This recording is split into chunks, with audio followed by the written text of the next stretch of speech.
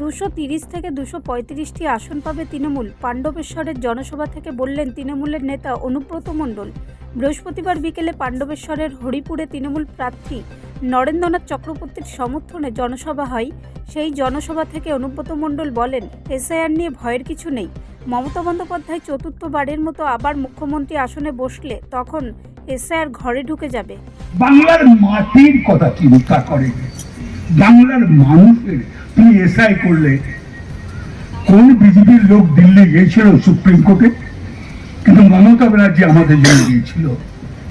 তাই মা বোনদেরকে আমি জোর করে বলবো, জোরহাত করে বলবো, 23 তারিখে সকাল সকাল গিয়ে জোড়া ফুলে ভোট দাও, নরেনকে ভোট দাও, মানে মমতা ব্যানার্জিকে ভোট দাও।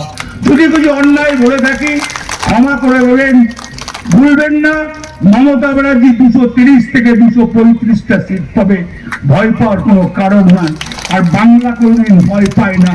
নরেন আমার বন্ধু টাইপের লোক আছে, ফুয়েল মাস্টার নারায়ণ হালদার আছে, এখানকার অঞ্চলের প্রেসিডেন্ট যারা আছেন, এখানকার ব্লক প্রেসিডেন্ট, যুব কংগ্রেসের প্রেসিডেন্ট যারা আছে, সবাইকে ধন্যবাদ। মহিলা প্রেসিডেন্ট যিনি আছেন তাকেও ধন্যবাদ, নমস্কার সবাইকে। মমতা ব্যানার্জি জিন্দাবাদ, অভিষেক ব্যানার্জি জিন্দাবাদ। নরেনকে জোড়া ফুলে ভোট দিয়ে সবাই চিৎকার করে বলো, সবাই নরেন ভোট পাবে তো? হ্যাঁ কি না বলুন, মা বোনেরা বলুন, মমতা ব্যানার্জি জিন্দাবাদ, মমতা ব্যানার্জি জিন্দাবাদ, মমতা ব্যানার্জি জিন্দাবাদ।